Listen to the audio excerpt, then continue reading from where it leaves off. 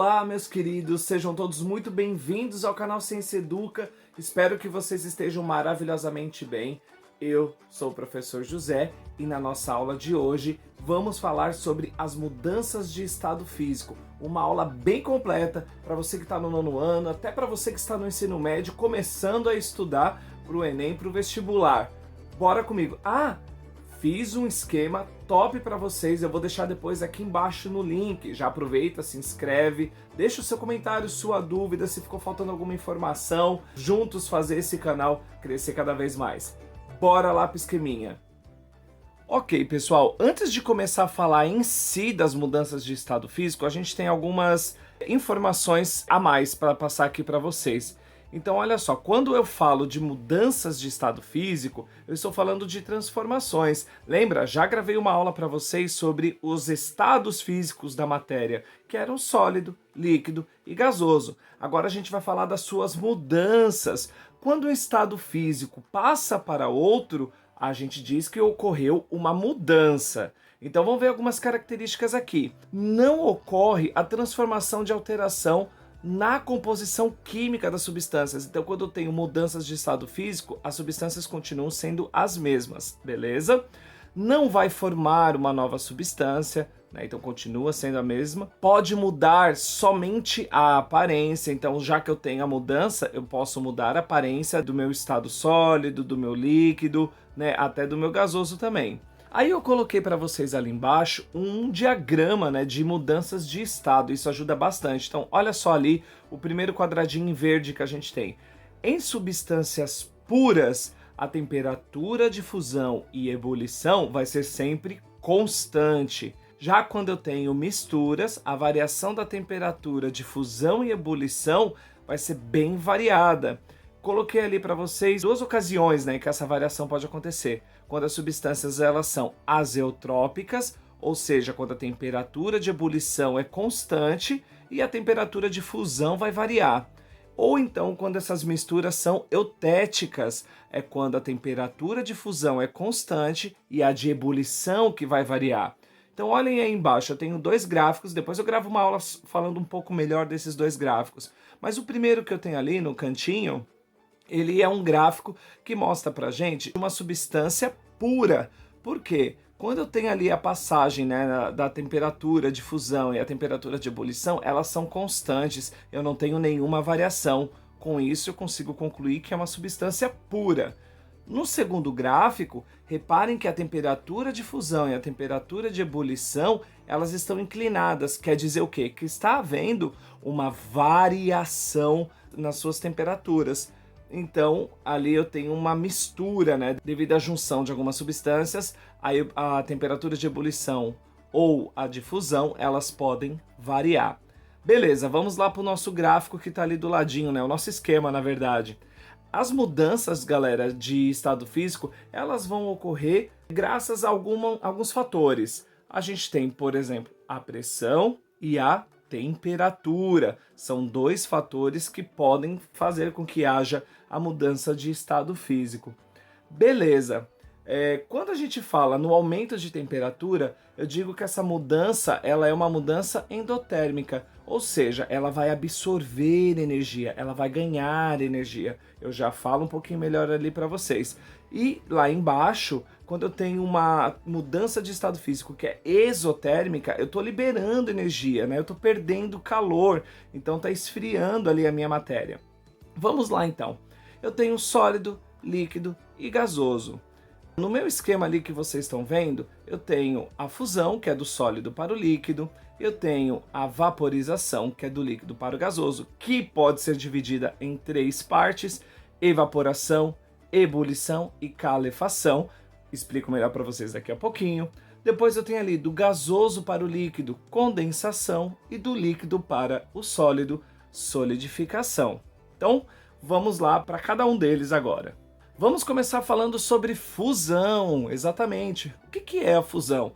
É a passagem do estado sólido para o estado líquido. Ou seja, quando eu tenho lá o meu gelo, quero tomar um refresco, uma água geladinha, eu vou lá no meu freezer, retiro o gelo do freezer, que está com uma temperatura constante negativa, e coloco ele em cima da minha mesa. Se eu deixar ali por um determinado tempo, a tendência do gelo é aumentar sua temperatura, né? Ele vai absorver, ele é endotérmico. Então ele vai absorver a temperatura e vai passar do seu estado sólido para o seu estado líquido. Então olha ali a setinha, aumento de temperatura. É então uma mudança endotérmica. Que exemplos eu posso dar para você dessas mudanças? Eu tenho o gelo derretendo, o sorvete que vocês vão tomar, as geleiras, né, derretendo por causa do aquecimento do planeta. Então, olha só que interessante, o ponto de fusão, ele pode ser muito variável e vai depender de cada material e substância. A gente tem como exemplo o ponto de fusão da água, que é 0 graus Celsius. Beleza? Então essa daqui foi a nossa fusão, quando passa do estado sólido para o estado líquido. Vamos para a próxima agora. Vaporização. Lembra que eu falei para vocês que essa daqui dava para ser dividido em outros tipos de mudanças. Então a gente já vai ver aqui. O que é vaporização? É a passagem do estado líquido para o gasoso. Reparem que eu também tenho o aumento da temperatura. Essa mudança também é endotérmica, ela vai absorvendo. Nesse caso, ela absorve mais calor ainda, né, para fazer uma substância passar do estado líquido para o gasoso. E como eu falei ali para vocês, essa vaporização ainda pode ser dividida em 3 tipos. Ela pode ser a evaporação, que vai acontecer de uma forma lenta, certo? A ebulição, que vai ser um pouco mais rápido quando eu dou um pouco mais de calor. E eu tenho a calefação, que é basicamente instantânea. Quando a água encosta em alguma coisa extremamente quente, ela chega até a chiar, né? Depois, se der, eu coloco um gifzinho aqui para vocês darem uma olhadinha. Então vamos lá. Evaporação acontece a qualquer temperatura e sem a formação de bolhas. Então, quando você coloca lá, por exemplo, sua mãe lavou a roupa, você lavou a roupa e colocou no varal para secar, ela vai demorar um pouco mais para acontecer e a temperatura vai ser um pouco mais baixa, né? A gente não tem ali, por exemplo, uma fonte de calor como uma fogueira ou o fogo do fogão, tá? Então vai ser um pouquinho mais devagar, ela vai evaporar, né? Outro exemplo que a gente tem, ciclo da água também acontece dessa forma, então ocorre lá a evaporação dos mares, rios, oceanos, né? Que vai lá para a atmosfera, o suor do corpo de vocês. Quando vocês tomam banho, o cabelo demora um pouquinho para secar, não demora, né? Principalmente para as mulheres que têm o cabelo, ou os homens também que têm o cabelo comprido, né? O cabelo demora um pouco mais para secar justamente porque é um processo lento e que envolve pouca quantidade de calor. Agora, quando eu falo de ebulição, acontece de forma mais rápida com fornecimento de energia, como fogo, por exemplo, e tem a formação de bolhas. Ah, vou lá fazer uma comida, vou fazer um miojão, vocês colocam lá a água dentro da panela, lá no fogo, ela vai ebulir, ela vai começar a liberar bolhas, né? E também vai variar do material ou da substância, tá? O ponto de ebulição da água, por exemplo, é 100 graus Celsius. A gente tem o exemplo ali da água fervendo e os geysers. Eu vou pôr aqui depois um gif para vocês, né? Que são aquelas aberturas onde jogam água natural quente para fora, né? Que pode lá no desenho do Pica-Pau tinha um monte. E por último, mas nunca menos importante, calefação. Acontece de forma muito rápida, basicamente instantânea, né? E também tem a formação de bolhas. Nesse processo, quando você coloca água, ela chega até a chiar, né? Ela fica pipocando ali em cima da frigideira, por exemplo. Então, ali eu tenho os exemplos para vocês. No ferro de passar a vapor, acontece isso, então pode chiar, a água passa por calefação. A gente tem a frigideira, quando a gente coloca água dentro, e a gente tem a chapa de lanches, né? Lá o chapeiro que vai fazer aquele hamburgão lá para vocês, também se cair água ali, passa pelo processo de calefação, beleza? Vamos para o próximo agora. Condensação ou liquefação, vai depender um pouquinho do material que você vai consultar. Então ali, ó, condensação, passagem do estado gasoso para o líquido. Vai acontecer o quê? A diminuição da temperatura. Então reparem que a minha setinha mudou de cor, certo? Agora eu tenho o quê? Fenômenos que vão perder calor. É um fenômeno exotérmico, né? Diminuição da temperatura. Então olha só, o vapor de água é invisível, por exemplo. A fumaça da comida quente e as nuvens, elas são feitas basicamente de água. Então elas já passaram por um processo de condensação. Então tanto o vapor da panela que sai ou as nuvens, elas já é água líquida, tá? Então, quando a gente tem o vapor de água, né, e ele entra em contato com uma superfície mais fria do que ele vai condensar. A gente tem alguns exemplos ali que eu coloquei para vocês. Então, o copo com líquido ao redor. Então, quando você enche um copo com água gelada, um refrigerante, né, você repara que ao redor do copo formam-se gotículas, né, de água, chega até a escorrer e molhar tudo. Aquilo dali é o vapor de água que está dissolvido no ar atmosférico. Então, quando ele entra em contato com essa superfície mais fria, ele vai condensar e virar água novamente. Muito louco pensar num negócio assim, né? O box do banheiro, os vidros do carro fechado no inverno, então também, né, dentro do carro tem muita umidade, no inverno quando encosta, né, essa umidade nos vidros, também pode molhar tudo por dentro, a gente passa um maior trabalho tentando secar aquilo dali. E o orvalho, né, no período da manhã também, né, que a gente olha as plantinhas, as árvores todas molhadas, o orvalho também é um processo de condensação, tá? Então, aqui, quando eu falo de condensação ou liquefação, eu tenho diminuição da temperatura, que é um fenômeno isotérmico. Sempre lembrando, passagem do gasoso para o líquido. Vamos para o próximo agora. Solidificação. O que é a solidificação? É a passagem do estado líquido para o sólido. Ou seja, se eu coloquei o gelo lá no meu refrigerante, eu tenho que encher a forminha de novo.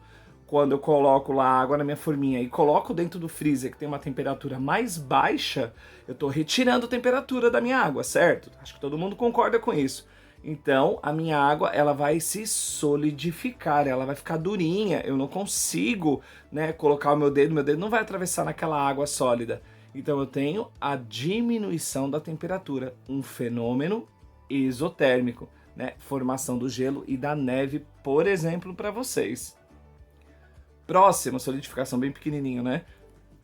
Sublimação e ressublimação.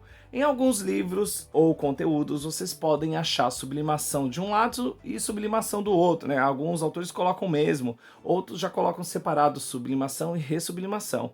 Mas vamos dar uma olhadinha no que é. Quando eu falo de sublimação, eu estou falando da passagem do estado sólido para o gasoso sem passar para o líquido. Né? Nesse caso aqui é um fenômeno endotérmico, então ele vai aumentar a sua temperatura. Né? A gente tem ali, por exemplo, o iodo sólido, né? O gelo seco, as bolinhas de naftalina, todos eles vão passar do seu estado sólido para o estado gasoso sem passar para o líquido. E ali embaixo, como vocês estão vendo em azul, eu tenho a ressublimação, que é um fenômeno exotérmico. O que é a ressublimação, né? Passagem do estado gasoso para o sólido, sem passar pelo líquido ou vice-versa. Ali exemplos, a formação do gelo nos vidros das casas, não ocorre aqui no Brasil, né, com frequência, porque a gente precisa de uma temperatura muito mais baixa. Então aquele mesmo ar atmosférico, ele entra em contato, por exemplo, no vidro, né, e devido à temperatura extremamente baixa, ele passa ali para o estado sólido sem passar pelo líquido. Então, sublimação ou ressublimação. Beleza? Com isso, galera, a gente viu todos os estados físicos da matéria, as mudanças, as suas características e alguns exemplos. Quero pedir desculpa aí pela voz, mas a minha semana na escola foi bem turbulenta, falei bastante, então estou um pouco rouco, desculpa aí, mas eu espero que vocês tenham gostado. Vou deixar essa apresentação aqui embaixo para vocês. Se faltou alguma coisa, já deixa aqui nos comentários também. Beijo no coração, tchau!